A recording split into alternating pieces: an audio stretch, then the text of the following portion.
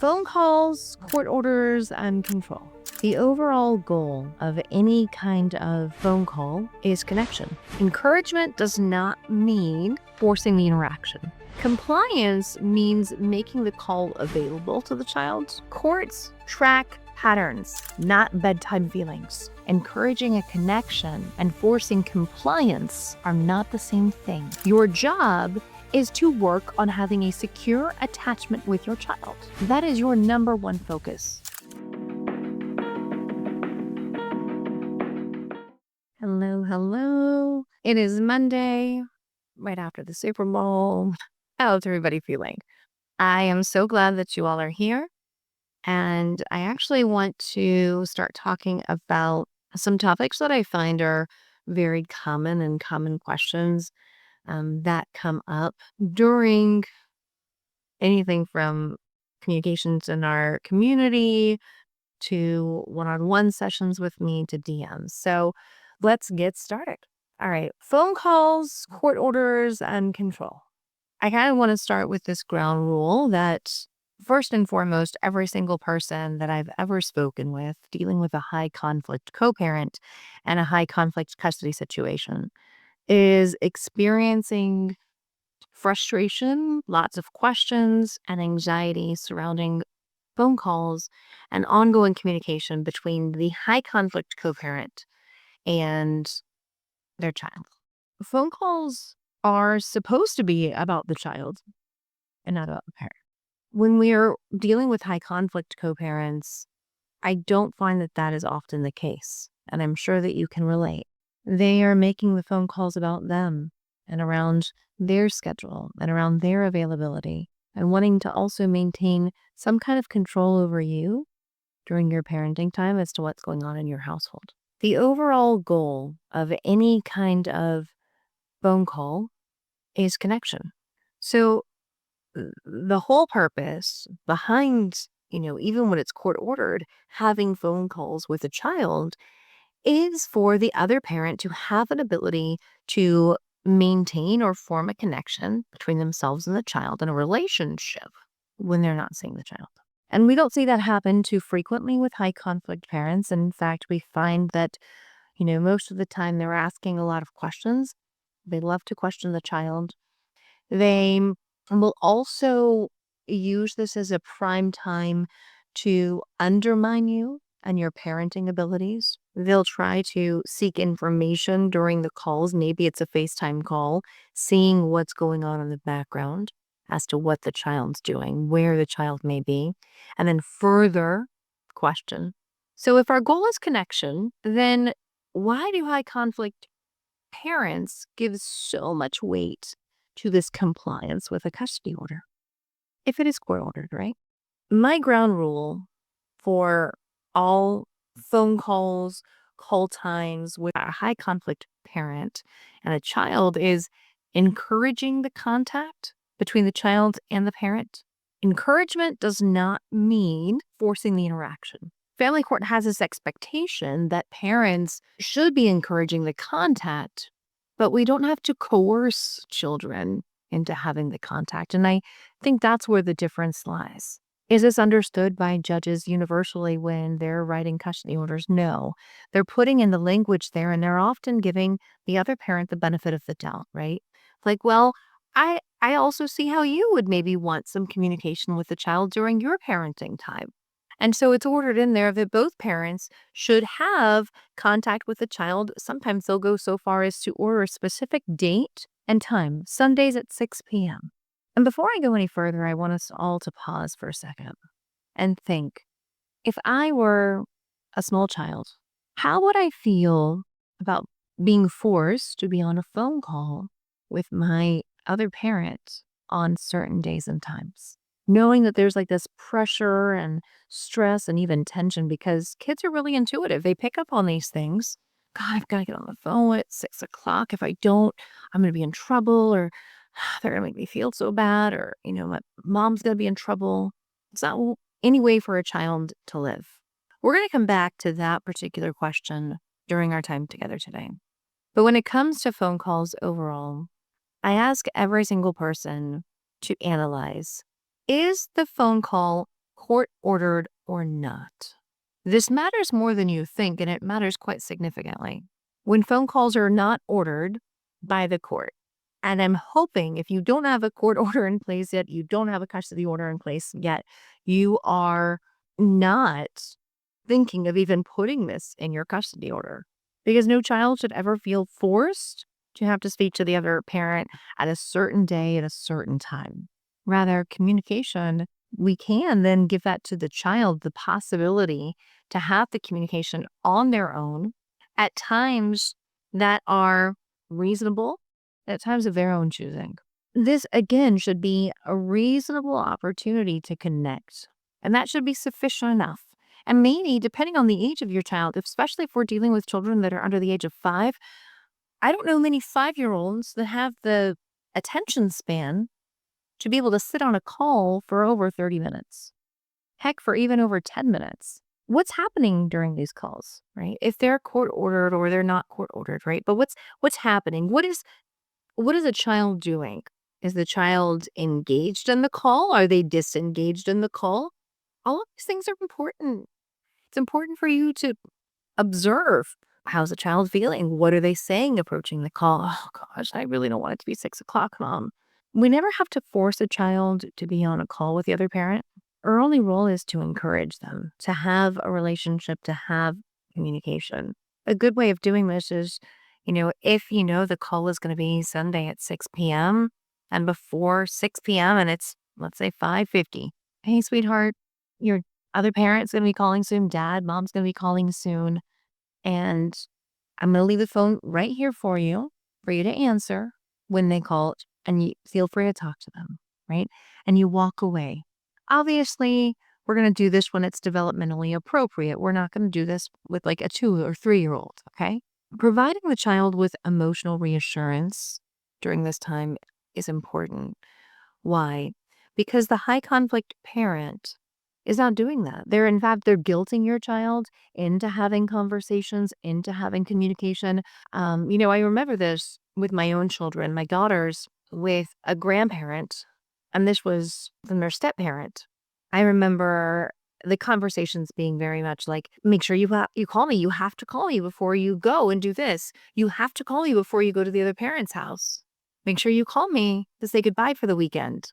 The message got so far and it went beyond even my children that it came to me as well, right? Make sure that you call me, Bridget, to let me know, how the kids are doing or where the kids are going. And I didn't recognize it for what it was at the time, but I felt really just like full of guilt, anxiety, and I didn't recognize where those feelings were coming from until I did. I was being conditioned to have this ongoing communication, as well as were my children. But I had been conditioned about this for a long time since I was a kid, right? Feeling forced to have to communicate with another parent. And I love talking to my mom. If you've been listening to this for a while, in my story, I've shared that I was moved about 1,600 miles away from my mother. And I loved talking to her. She was able to call us on the weekends, and this was back in a time of landlines, and I would walk to school every day, and sometimes I was having a rough morning, and I would call her collect, or even my grandmother, in hopes of being able to connect with them, and I needed to vent. I needed to tell them what was going on, what was happening, and I hoped that they would rescue me. Those calls, at one point or another, were then taken from me at my home during certain Sundays because it was my punishment. I had done something wrong. I was a bad kid. At least that's what I was made to believe. So the calls were withheld. And I would go weeks. Remember, sometimes it was like over a month and a half before I was able to speak to my mom because I was a bad kid. Now, if my father's parents had called at all during that time, you better believe I was able to speak to them. And my stepmother was implementing these punishments, yet my dad was doing nothing to stop it. I understand how your kids are feeling when they're pressured to have these phone calls. And I also know what your kids are experiencing when they're being shamed by the other parent for not calling. Hey, make sure you call me again before bedtime, right? Let's say that you have an earlier call that's scheduled and the call should happen, 6:30. Oh, make sure you call me again before bedtime so we can say goodnight. what is that doing? That's like conditioning this child to be in constant contact with the other parent. You could say goodnight at the 6:30 call and be done with it. But what's going on with your child? And this is important to recognize. Your child wants to stay out of trouble. They want to stay in the other parent's good graces because they know what the wrath is like when they're not. They know what it's like to be punished by this other parent that's not the healthy person in their life. And so a lot of the choices that they make, decisions that they're making, are so that they don't face any kind of repercussion from the other parent. They're in survival mode. You were in survival mode in that relationship. You were in survival mode for a long time. You know that's why you're triggered when messages suddenly pop up on your phone and you know it's your ex. That notification from talking parents. Oh God, I know it's them. What now? Your child feels a very similar way to you. I've been asked a question before of like, the parent didn't call during their scheduled call time. What do I do if they're calling after the call time?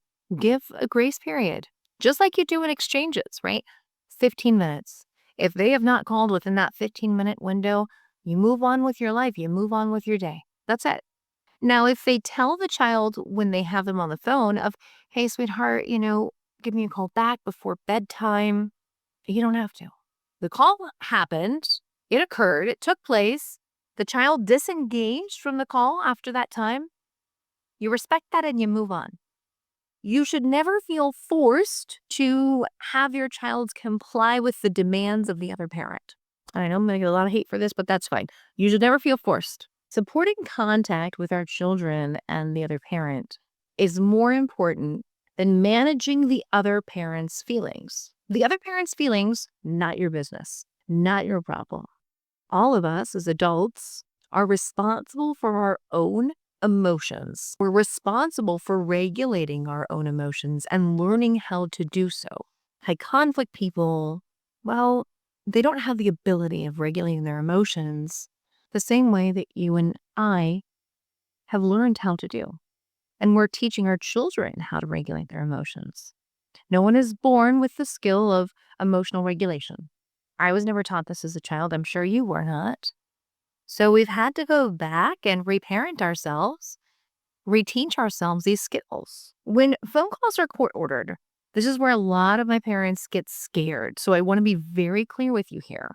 You follow the order as written, not any interpretations of the order, not preferences, not if the other parent says, I cannot do this time, I'm going to call it another time. Most orders require reasonable access. There's a scheduled call or a set time window for the call to occur between 6 and 6:15. There's not this unlimited calls that are put into orders. This is an important distinction, okay, because court-ordered access, if it's in your custody order, again, I'm sorry, I've been there, I've lived through it, I've made it out alive. But this court-ordered access does not override a child's emotional cues. What do I mean by that? If the child is disengaged during the call, if the child shows that they don't want to be on the phone, they have a lot of anxiety leading up to the phone call, I feel that it's important we teach our children how to listen to their bodies. No one ever wants to feel forced to do anything. Courts, I don't think that when they're writing this in these orders, they're not expecting us to physically force a child to talk on the phone, okay? While I know that this can be something that creates a lot of anxiety within us and a lot of pressure within us of making sure we're complying because we have this other person, our ex, who's fucking terrible, that is threatening to take us to court because of the damn phone calls. That's claiming that we're alienating them from the child because of the phone calls when the child is making an ongoing choice to not have communication. Compliance means making the call available to the child, not forcing a conversation. That is the position that I'm going to stay in. Now, I'm going to talk about this kind of on the opposite side. When it comes to the high conflict parent having time with the child and you have court-ordered phone calls. The phone calls, when they're ordered at all, and they're a constant topic of discussion, check yourself. The phone calls are about you. They're not about your child. Or we feel that we need to call to show a few things, right? That we're a good parent, that we're involved and engaged parent. We need to check in with our child. They need to know that we're thinking of them and that they're okay and we're going to see them in 3 more nights, right? Do you really know that that's true? Or is this how you are feeling regarding the calls? A high conflict person will intentionally withhold communication between you and your child because they know it hurts you. This is them maintaining control. It is a power dynamic. When the calls are not occurring, you document it. When they're withholding the calls, you document it. Even though you might think in your mind, hey, there's been a handful of times my kid didn't want to talk on the phone and the calls didn't happen on my end when they were with me versus the high conflict parent. Okay, but were you providing access to the child to have the call should they have chosen? And I guaranteeing 90% of your answers is yes. There is no willful refusal to follow the order if you are making something readily available to the child. I believe that we should be teaching our children autonomy, that they have the right to choose what they'd like to do, how to communicate, how to engage, how to interact with others. So when you're like, this is really frustrating, I've been calling for several months and I'm not allowed to have any communication with my child when they're at the other parent's house. I was not allowed any communication with my kids when they were at the other parent's house for a really long time. My daughters, on one hand, when they had communication with me when they were at their father's house, they would have to step outside. They had a phone, I believe, at this time. So they'd have to go outside to have the call with me. They would whisper something to me of like, Mom, I can't really talk right now. And I respected it and I let it go. Kids are intuitive. I'm not saying that it's right, but I also respected what my children had said at that time. Now, my sons were never allowed to have access to me when they were at the other parent's house ever. They were supposed to be provided with a device. It was written in my order, actually, of which they could call the other parent at times of their choosing, reasonable times of their choosing, and also receive communication. That was not the case when they were at the other parent's house. Now, did they have a device at my house? Yes, they did. Were they able to communicate with the other parent at times of their choosing? Yes, they were. Did they often want to have communication with the other parent? No. There was a few times when they did, and that happened. It was great for them.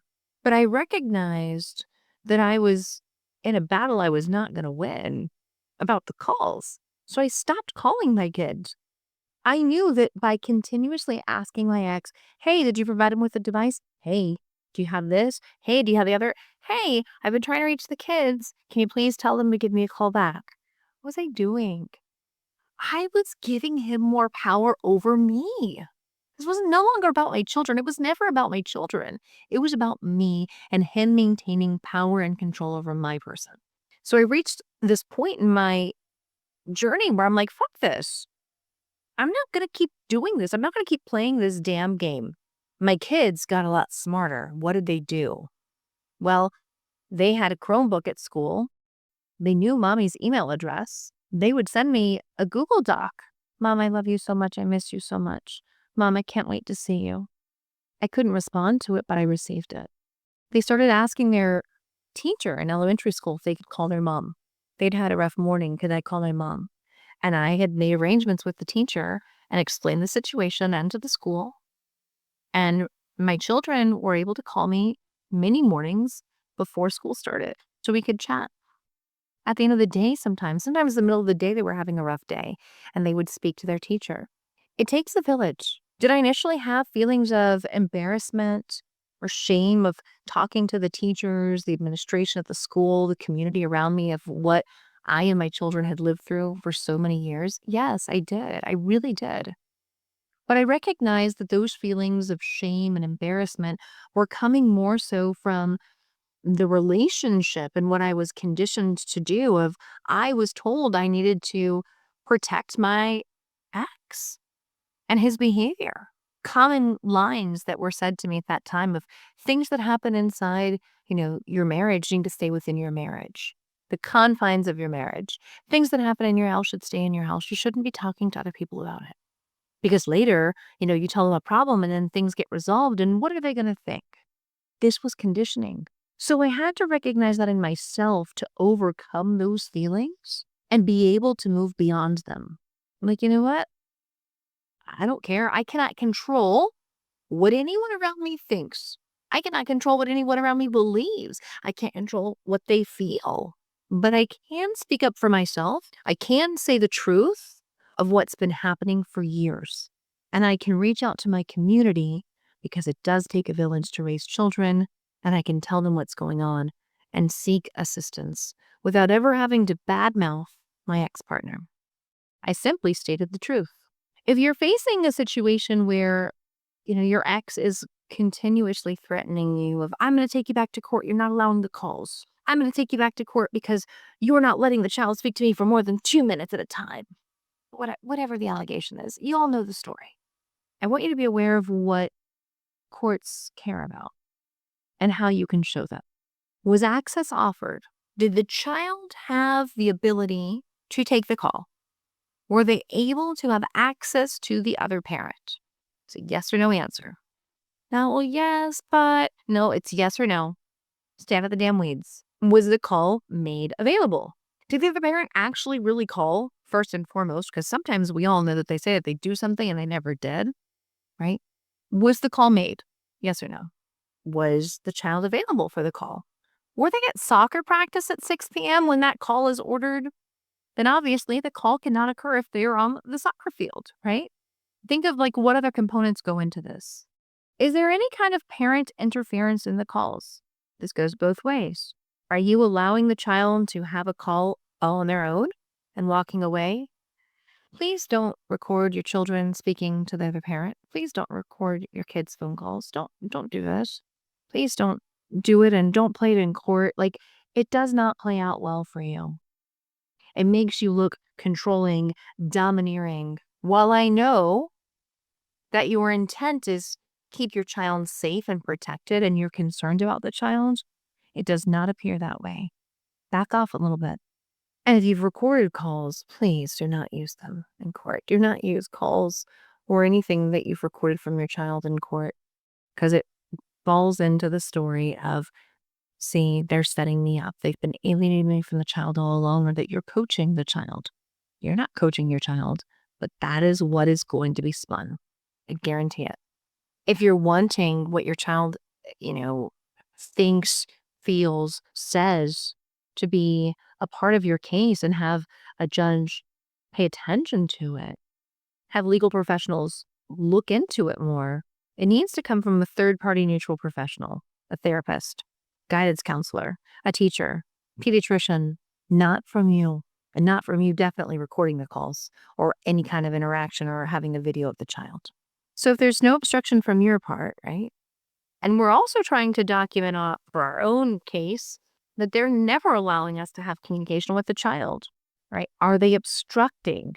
Is there an ongoing pattern of obstruction from the other side? The answer is likely yes. I'm going to use myself as an example. A device was never provided to my children, so therefore they could not make the calls. That's obstruction. The courts do not care, guys, about the length of the call. If the call is a minute, if the call is 10 minutes, the courts don't care. And I've sat in courtrooms and I've heard these arguments of, well, I was only able to speak to them for a few minutes and I had more to say. And I've had judges tell people, I've heard them say it, do I need to teach you how to be an adult? One, of also asking an additional clarifying question. So you were able to have the call with the child, right? Okay, so what's the big deal? The length of that call is really irrelevant. The courts don't care if the child said goodnight or not, right? Well, every single night we have a bedtime routine and I want to maintain the same bedtime routine. And I'm saying this is the protective parent, right? I want to maintain the bedtime routine. I need to call them every night. I really want to call them every night before bedtime so I can read to them and, say goodnight and kind of tuck them in virtually. Do you think a judge cares? No. And you cannot expect to maintain the same type of interaction when you're no longer in this relationship and you have to share the child between you and the other parent. This is not a normal co-parenting dynamic, and it never will be. We have to learn to let some shit go. And this is a prime example of one thing. If the child wanted a second call, okay, let's say the call was at a certain time and one of the parents, high conflict or protective parents, like, well, hey, why don't you give me a call again before bed? You think the court is going to care if they already had a conversation and then they want to allege they're withholding the call from me and I wanted to call them again before bed? They're going to say, excuse me, sir, but you just already said you had a conversation with the child 2 hours before. Why could you have not said goodnight at that time? Learn to take some of these situations, pull yourself out of the equation, and try to look at it from a logical standpoint. Outside of it, turn off your emotions the best that you can. Courts don't care about another parent's disappointment. They don't care. So many of you in my comment section are like, the courts don't care about anything. The courts don't care about your documentation. That's not true. That's not true. They do care. But it's learning how to present your case in a way that is going to get their attention. Have you not learned anything yet? Right? Talking about your feelings isn't going to get you far in court. Courts track patterns, not bedtime feelings. Patterns. Are calls happening? Yes or no? Is it ordered in the court order? Yes or no? Are you following it as best as you can and encouraging the child? Yes or no? Recently, someone had asked me about, the whole call back and say goodnight issue, right? Once that call ends, the obligation ends there, period, end of story. As a protective parent, we should never be asking for repeated calls. And the high conflict parent, when they're asking for repeated calls from the child or trying to have repeated calls in the same day, this becomes a control mechanism, guys. Especially on school nights, right? Like repeated contact can disrupt the routine, which is disruptive to the child, which can affect their overall well-being. You see how it's like a domino effect here. If the child does not initiate wanting to call, oh, hey, mom, can I call dad? I want to say goodnight to him. That's meaningful for you. This is powerful. If the child is not initiating that, then leave it alone. Hey, honey, your dad said he wanted to call you before bed to say goodnight. Did the child ask for it? No. Why are you asking the child? Why are you telling the child? If the child wanted to call back, they would. It's pretty simple. No overthinking is required here. Another question I get is, do we make the child call again, right? If there's a missed call and you've missed it within maybe a call window or the child was at practice, first of all, the child has practice. You know about it in advance and you should be having a proactive approach like I've previously spoken to you about. Right? And what is that proactive approach? Sending a message to the other parent, hey, we have soccer practice today during this time. It will impact the call time. I wanted to see if, 7 p.m. or, 8 p.m. would work better for a call. Whatever works with your schedule, right? Please let me know your thoughts. I look forward to hearing back from you. Thanks so much. That's it. That is your message. You're offering different options and then you're walking away. Overall, making the child call again should not be put on the child, right? But if, let's say you're in the grocery store and the call happens and you miss the call and you tell the child, hey, dad called. Let me know if you want to give him a call back. Here's the phone, or here's the phone. Dad called, 5 minutes ago. We missed his call. And you walk away. That's it. We're not making the child call back unless the order specifically requires multiple calls, which I've seen a lot of orders and I don't see that really as an occurrence. I do see sometimes language of how, if a message is left or something of the sort, the call is missed, that there will be efforts made to have a reasonable return call. I think that's reasonable. If the child is already connected to the parent in that evening, and they're asking for additional calls, call me back before bed. Hey, call me when you're getting into bed and I can, read to you. No, you don't need to do that. If the child disengages and does not reinitiate, they're already giving you all the information you need. This is what I mean by a child-focused center. You're coming at this from a child-focused place. The high conflict parent is not capable of doing that. Sometimes they try to word things as if they were child focused, but it's actually them still pushing their own personal agenda. I want you to hold on to this. If I am not going to force my child to call if they don't want to. I'm not going to force my child to have communication if they don't want to. We're providing autonomy to our children. This helps boost their confidence, self-esteem. There's so much data that goes into showing how providing our children with choices and autonomy helps them become more successful, healthier adults with healthier attachment styles. Your job is to work on having a secure attachment with your child. That is your number one focus. Even if you have to co-parent with a high conflict person, it can feel impossible. It can feel very difficult and challenging. We all know this.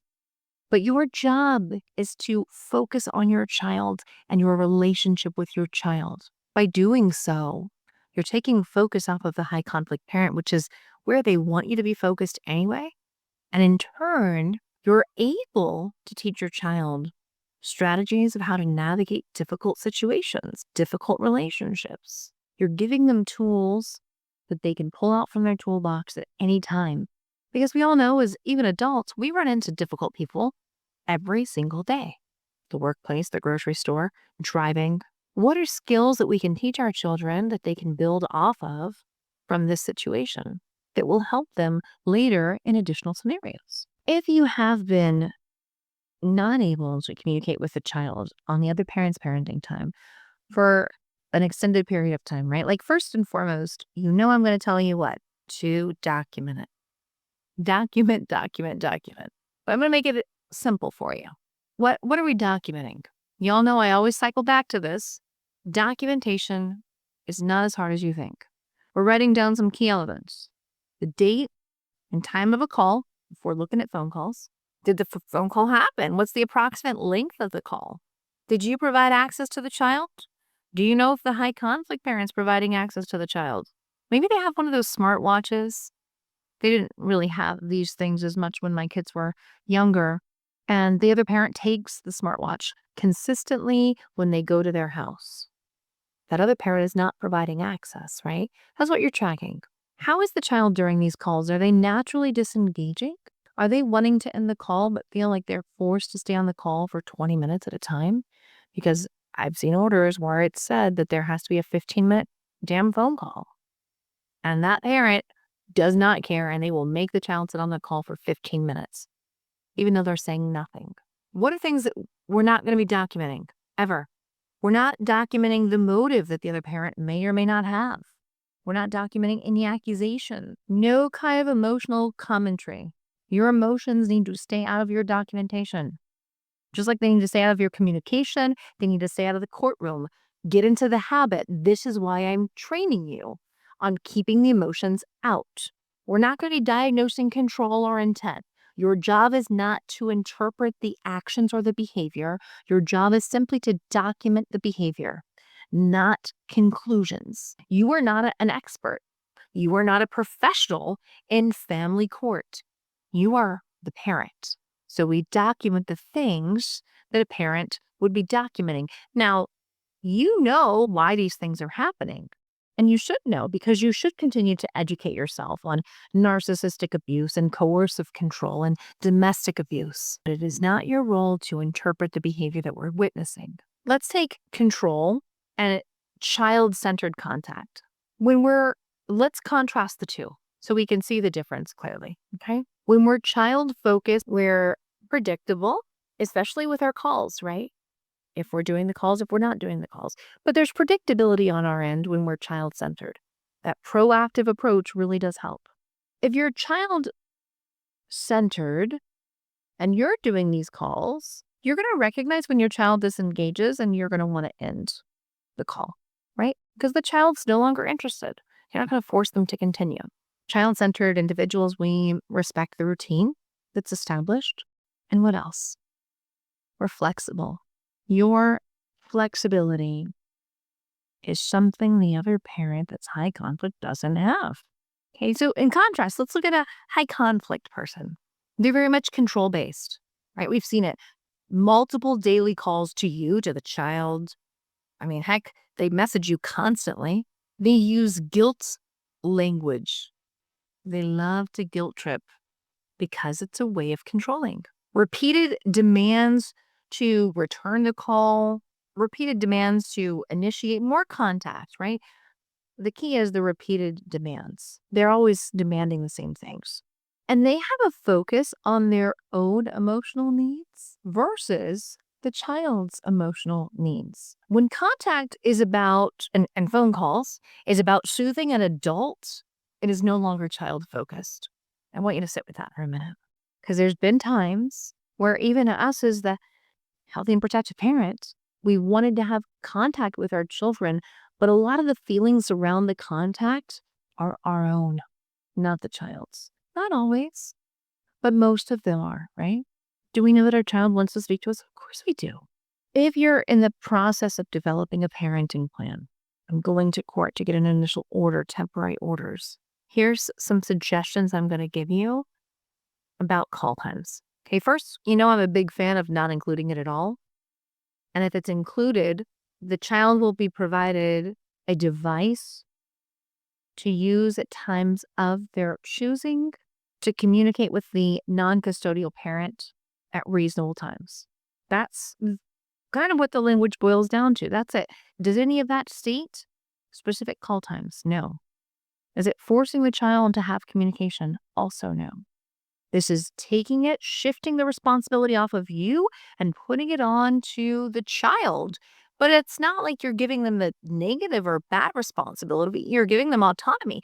If they choose to have the communication, they can have it.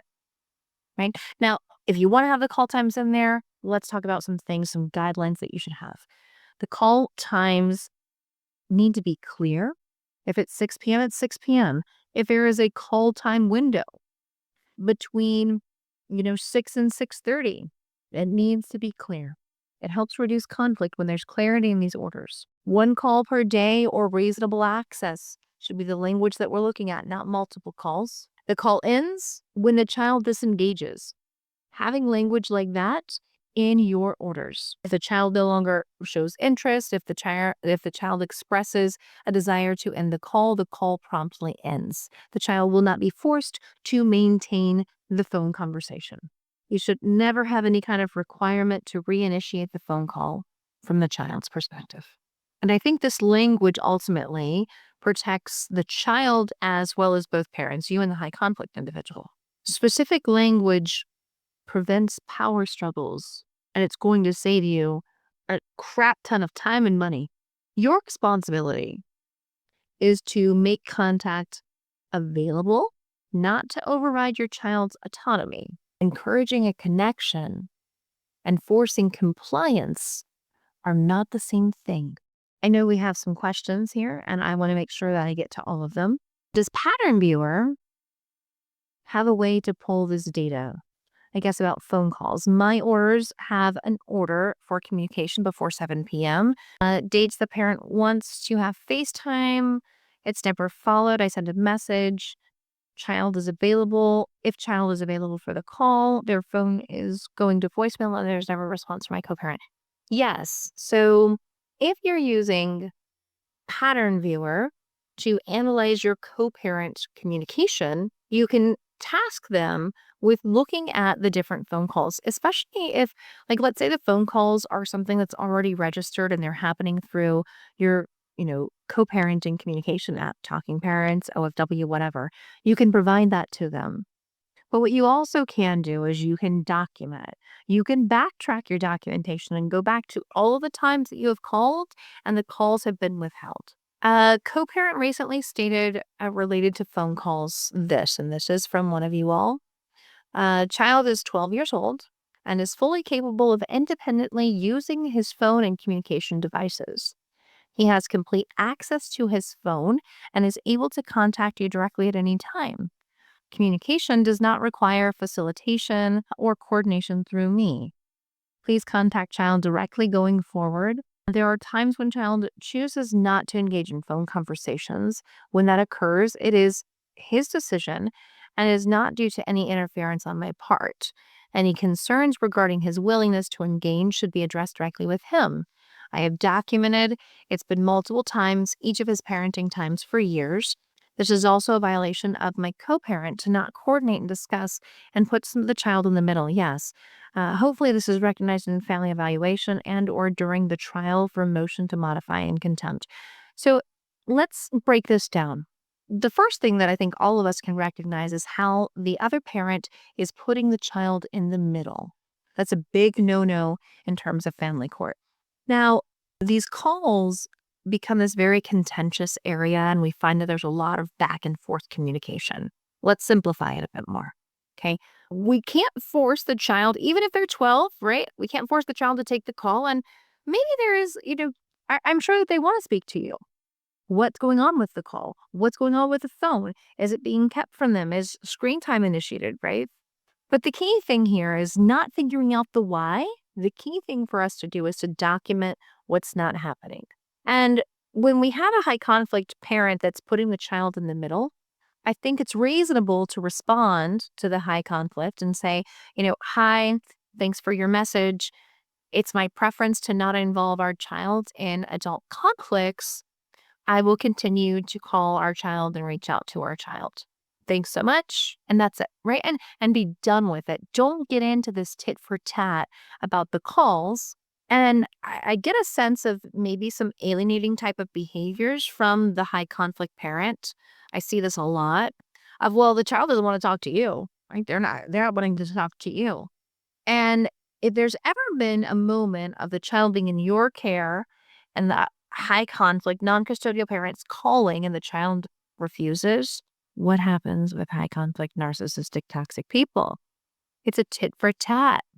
You did this to me, therefore I'm doing this to you. Don't play the game. If you know that the calls are something that is very contentious, and even though you're reaching out to the child, I also would have conversations with the child when they're in your care of, hey, sweetie, I enjoy talking to you when you're at dad's house. Um, I'm happy to call you at a different time or just text if you have a preference. But also, if you don't feel like we need to be talking, like that's okay too. That's totally cool. I respect that. Right? Because we don't want the calls to be about you. They're about the child. So the child has the ability to reach out. And if the child is saying, yeah, I really like to talk to you, but like at dad's house, I just don't feel like I can say all the things because he's going to look at my phone or I'm afraid he's going to hear what I have to say. Respect that. Respect what the child is saying and understand how they're feeling. And they're still stuck in this relationship that you were able to escape. It is really heartbreaking that the co-parent stopped requesting time to talk to the child during my parenting time. Yes, even on holidays, birthdays, unless my child contacts him, most times he won't respond. Yes, right? Why is that? This is punishment. I want you to think of in a narcissistic family system, children are assigned different roles to a narcissistic parent, right? You can have the golden child, you can have the scapegoat, right? What happens when we become, I'm the scapegoat, also the black sheep, okay? So, what happens when we fall more into this line of being the scapegoat? We're punished. There's like this tribal shame that occurs from also the whole family.